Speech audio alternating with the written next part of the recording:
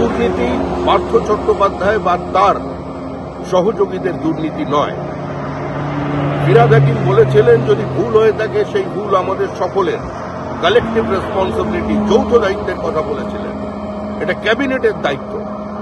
তাই এই অরাজক অবস্থা তৈরি করবার জন্য, মেধাকে প্রতারিত করবার জন্য, সমাজকে খোলা বাজার বানানোর জন্য এবং সর্বোপরি এই শিক্ষকের চাকরিকে আলু পটলের মতো বাজারে বিক্রি করার জন্য দায় নিয়ে আজকে মুখ্যমন্ত্রীর অবিলম্বে পদত্যাগ করা উচিত।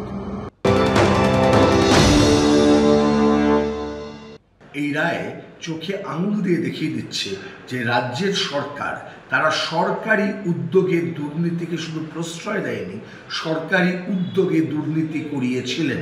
ইটস এ করাপ্ট গভর্নমেন্ট এবং করাপ্ট ক্যাবিনেট। সেই জায়গা থেকে আমি বলছি যে এই মুহূর্তে দাঁড়িয়ে আর এক মিনিটও এই সরকারের নৈতিক অধিকার নেই সরকার চালানোর।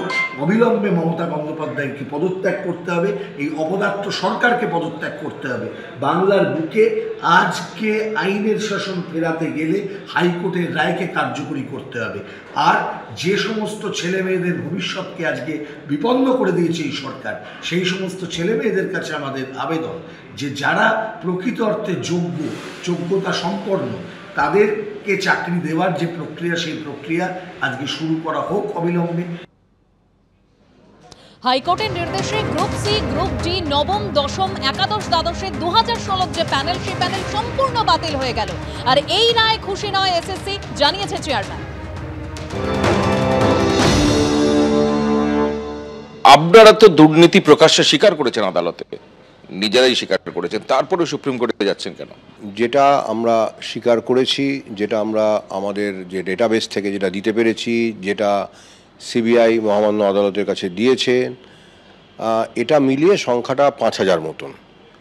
তা 24,000 যদি চাকরি বাতিল হয়, বাকি 19,000-এর সম্পর্কে ধরে নেওয়া যেতে পারে তেমন কোনো অভিযোগ নেই। কঠোর রায় অত্যন্ত, যে বাকি 19,000-এর সিলেকশনটা কেন ভুল, এই ব্যাপারে আমরা আপাত দৃষ্টিতে সন্তুষ্ট হতে পারছি না, সেই জন্যই সুপ্রিম কোর্টে যাওয়ার কথা চিন্তা করেছি। আমাদের 9-10-এর ক্ষেত্রে সংখ্যাটা ধরুন 185, যারা কিনা র্যাঙ্ক জাম্পিং বা আউট অফ লিস্ট চাকরি পেয়েছিলেন।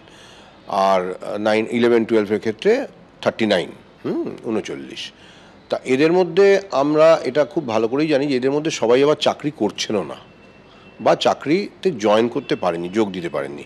185 জনের মধ্যে 102 জন যারা জয়েন করতে পারেননি এবং মহামান্য বিচারপতি শ্রী অভিজিৎ গঙ্গোপাধ্যায়ের নির্দেশে তাদের সুপারিশপত্রটা প্রত্যাহার করে তার জায়গায় আবার 65 জনকে চাকরি দেওয়া হয়েছিল।